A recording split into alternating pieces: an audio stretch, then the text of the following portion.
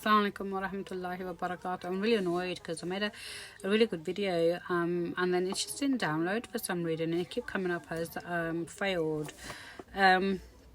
And the video really was something that just came up, and but it was anyway to do with the nights of worship, and we are entering, or we have entered in the UK anyway, the last 10 days of Ramadan, which is the most auspicious, which I spoke about yesterday as well.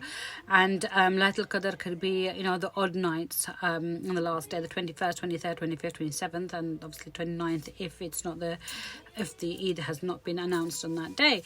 And it's beautiful because Allah subhanahu wa ta'ala, God comes down on the lowest parts of the heavens and watches and hears and who's praying, and alhamdulillah, and those prayers inshallah are answered.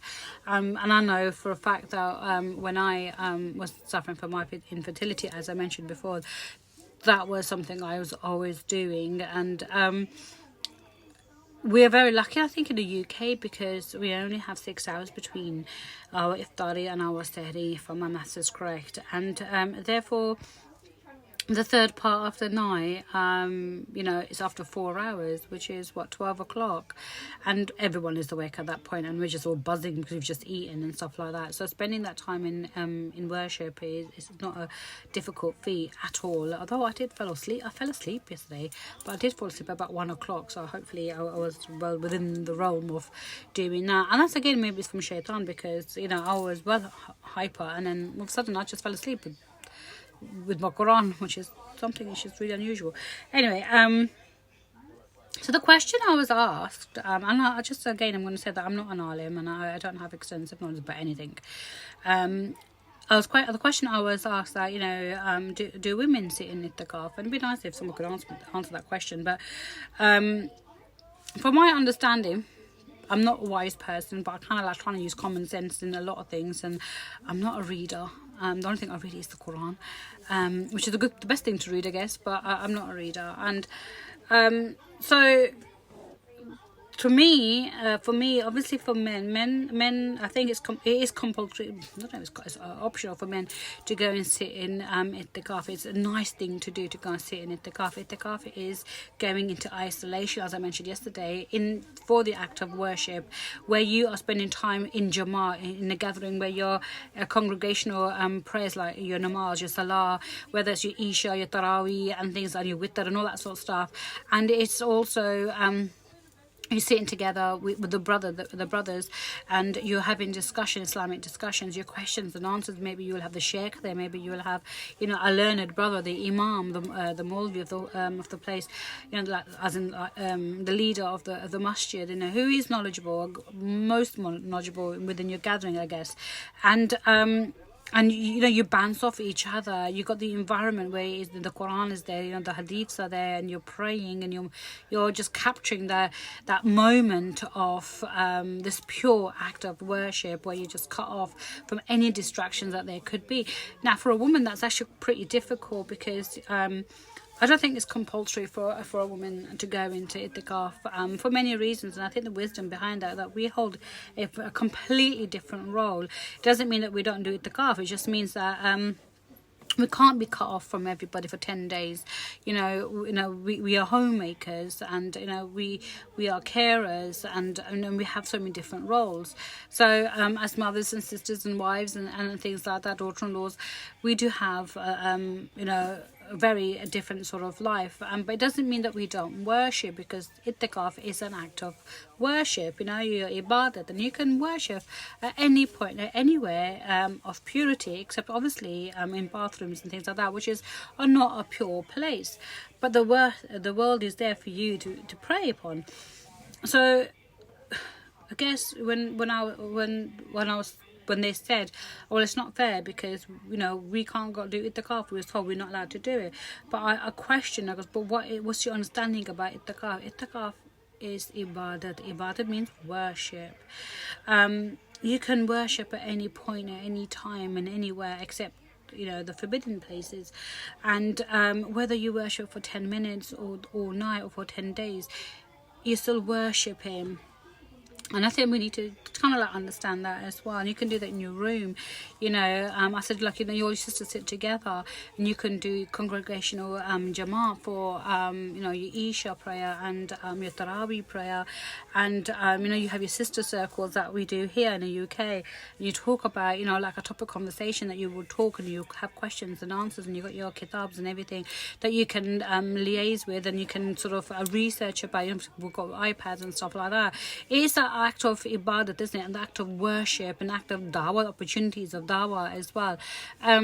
And that can, you can do that in an hour. You can have assign an hour to do that, or half an hour, depending on, your commitments. But that doesn't mean that you can't do that. That doesn't mean that that's not important, and you're not allowed to do that. In Laylatul Qadr, obviously, you have your prayers, you have a lot of different du'as that you want to make and stuff like that. And that person was quite pretty upset and said, well, forget it. What's to be, what du'a am I going to make? I was like, dua, you pray for yourself first and foremost, and you pray for your loved ones, you pray for your family, your friends, and then your outer circle, your community, even bigger than that, humanity. We're going through such a huge crisis. Further than that, I think I was having this monologue and thinking, what? But also you pray for those who are not part of your circle, people who despise you, who hate you, who've got enmity towards you, who hate you, who don't like you, You pray for them. You pray for their salvation. You pray that, God erases that degree of hatred in their hearts for you, or their jealousy or envy of you, and that their souls are purified, and they are enlightened, and they are guided, and their hearts are set free from, being squished and bounded by or compelled to have these negative feelings and emotions, because we all know that comes from shaitan.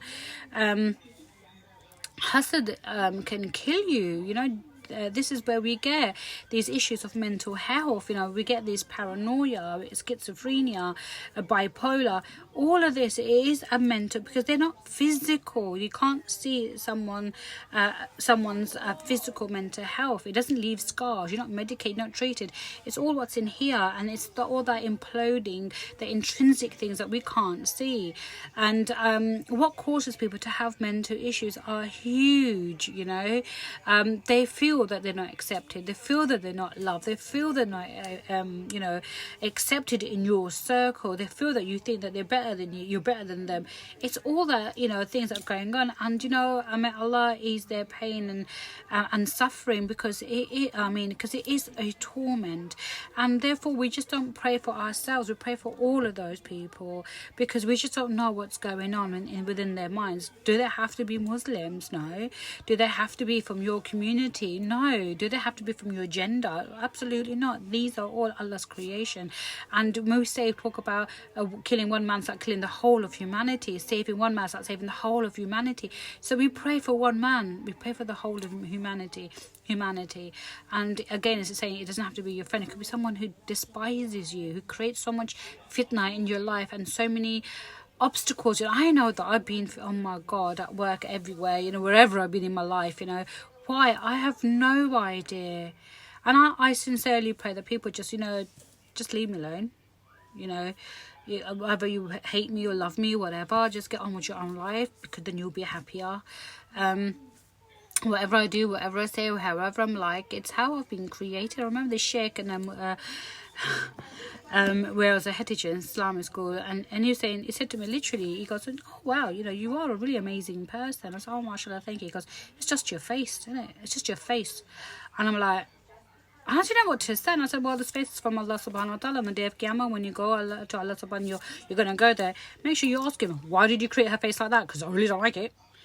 You are going to come across people like that, and whatever, make dua for them, you pray for them, and that's the best thing, is praying for those who oppress and suppress you and hate you and put you down and pull you down, and those who just don't know how to express their feelings, those who are just don't know what to do in their life, those who are just seeking someone to support and guide them. These are the people that we pray for what's happening in the world today. So yeah, take this opportunity, make the most of your time. Allahu Akbar. Assalamu alaikum wa rahmatullahi wa barakatuh.